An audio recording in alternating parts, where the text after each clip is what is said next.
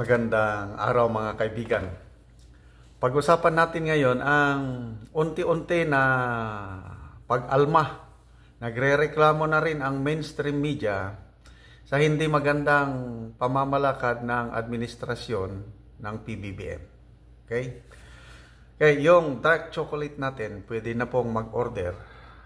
Dito pa rin kayo mag-contact sa number na ito. Problema lang yung malalayo hindi pa pwedeng ma-deliver sa inyo dahil mainit pa ang panahon, natutunaw ang dark chocolate pag ipadala sa LBC. Kaya ang mabigyan lang ng dark chocolate yung within Cagayan de Oro at nearby towns. Hintayin natin na mag-rainy season, then pwede nang i-deliver through LBC. Okay, ito, good news. Mga mainstream media, nagigising na sa katotohanan, umaalma na.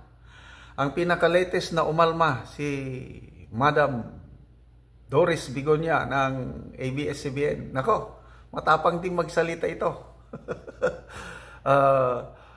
Yung binalita niya yung pagbiyahe ni PBBM, First Lady Lisa sa Brunei and Singapore. Nako, may sarcastic remarks siya. Ako, baka magurgor si Doris Bigonya. Pakinggan natin itong balita ni Doris Bigonya. Brunei ngayong araw para sa 2 araw na state visit. Nakatakdang makipagpulong ang Pangulo kay Sultan Hassan al-Bolkiah, gayon din sa Filipino community. Sa Mayo at 31, didiretso si Pangulong Marcos sa Singapore para dumalo sa Shangri-La Dialogue.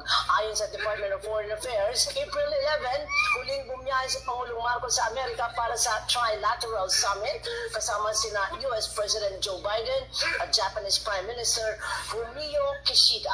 Parang utang na loob pa natin. Parang utang na loob pa natin. Noong April 11 daw huling bumiyahe. Noong April 11 daw huling bumiyahe. Ano na ngayon? Medyo matagal.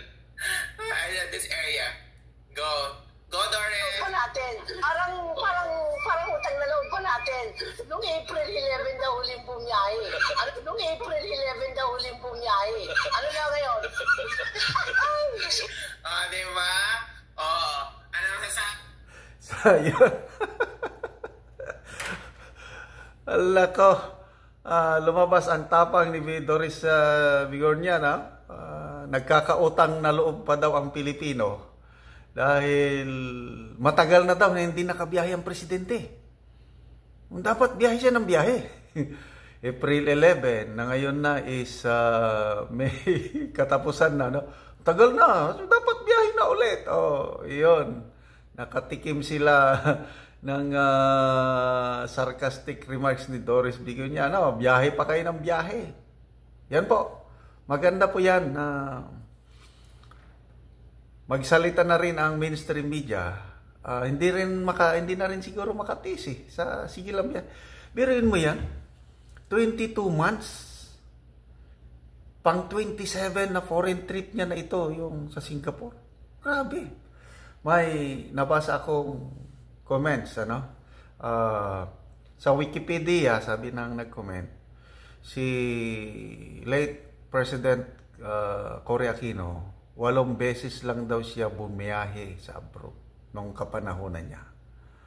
I don't know how true is this. Kaya lang, alam ko, hindi masyadong nagbibiyahe si Cory Aquino noon eh. Samantalang 6 years yun Tama, 6 years si Cory. From 1986 to 1992. 8 biyahe. Halos isang biyahe lang sa isang taon. Ganun. Ito namang presidente ngayon, 22 months, 27 travels, more than 1 trip sa isang buwan. Grabe! Sino pa ang travel president? Si FBR, marami ring biyahe. In fairness kay FBR, ang hindi lang magandang ginawa ni FBR yung benta. Dami niyang binenta. But yung economy natin, saksi ako niyan, napaganda niya ang ekonomiya nung siya ang presidente. Kasi sumadsad ang ating ekonomiya ng Cory administration dahil sa daming kudita. Sad-sad tayo talaga. Nung kay FBR na, umangat tayo. Kaya nagiging tiger economy ang ating ekonomiya nung panahon ni FBR. Saksi ako niyan.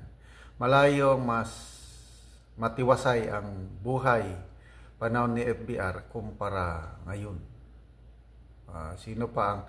Si JMA, yung ilang years siya, halos 10 years. Marami rin siyang biyahe. Again, in fairness kay GMA, economist kasi yan eh. May leadership talaga si GMA. Nasira lang din siya sa kanyang first gentleman. Kaya lang, in fairness, nagkaroon pa nga ng economic crisis panahon ni GMA. Kaya lang, nalampasan natin yun dahil marunong.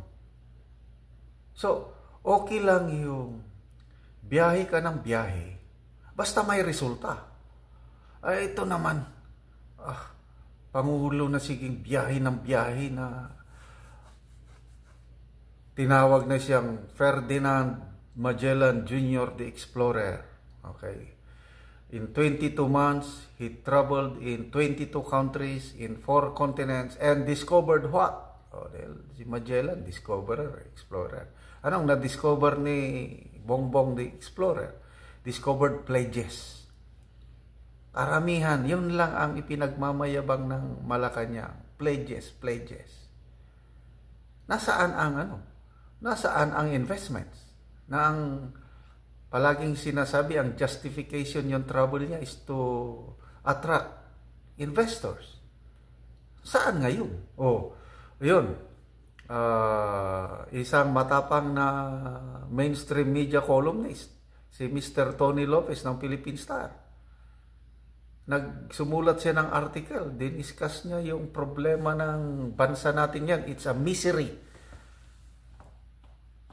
Misery, yung kapighatian. Kahirapan yan sa Pilipinas. Bakit? Una, food shortage. Kaya palaging import tayo ng import. Lalo na yung bigas na yan.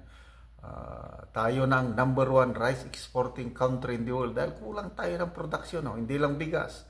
Corn, fish, vegetables, meat, and other food items. Kulang, import ng import. Dahil sa kakulangan ng food supply, nagkakaroon ng high inflation. Dahil mataas ang inflation, nagkakaroon ng high interest rate. Kung mataas ang interest rate sa bansa, kakaunti ang mamumuhunan. So, dahil kakaunti ang investment, kakaroon tayo ng high unemployment rate. Yun. Pagsamahin mo yung high inflation and high interest rates equals kapighatian, kahirapan ng Pilipino. Yun. Ang presidente natin ngayon. Biyahe ng biyahe. Kaya lang, ang foreign direct investments, according to Mr. Tony Lopez, tayo ang pinakamababa out of 6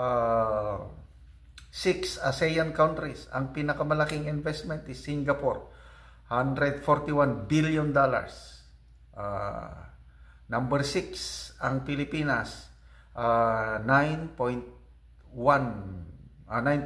billion dollars lang, napakababa. Talo tayo ng Indonesia, Malaysia, Thailand, Vietnam. So ano yung pinagmamalaki ng mga pledges? Nakakaunti man ang investment na dumarating sa Pilipinas. At dahil kakaunti ang investments, nagkukulang tayo, job shortage. Ito, well-researched data ni Mr. Tony Lopez, yung columnist ng Philippine Star, Virtual Reality ang column niya. 1.5 million jobs per year ang ating kakulangan. Dahil walang trabaho sa Pilipinas, umaalis yung the best. Estimated 12 million Filipinos yung marurunong malis sa Pilipinas at nangita ng greener pasture. Yun na. So, salamat kay Doris Bigornia. Kahit si Ted Pailon daw, may nabasa akong comments. Hindi na rin makapagtimpi. Nagko-comment na rin daw kontra sa administrasyong ito. Sa print media, ito na si Mr. Tony Lopez, si Mr. Rigoberto Tiglao, si Professor Malo Tiquia, yan na, nagsasalita na. So sana madagdagan pa ang mga reporters o columnists sa mainstream media na magsalita ng katotohanan para unti-unting maliwanagan ang taong bayan. A well-informed citizenry is the foundation of a strong democracy. So, shape up po ang administrasyong ito kung gusto niyo na maging magandang ayos ng takbo ng bayan. We want this administration to succeed. Dahil the success of this administration is ang makikinabang ang taong bayan. Paano na lang yung ganyan? Na puros lang biyahe-biyahe pa more na o magkakautang pa kami sa inyo dahil April 11 pa ang huling biyahe ng Pangulo. Alalahanin niyo, pera ng taong bayan yan, billions of pesos na ginagastos sa foreign travel ng Pangulo. Ang daming mga alalay na ginagastusan ng taong bayan. Maawa naman kayo sa nasa laylayan na halos hindi na makakain, halos hindi na makabili ng 1 kilong bigas. Salamat, Doris Bigornia at iba pang mainstream media na nagsasalita na.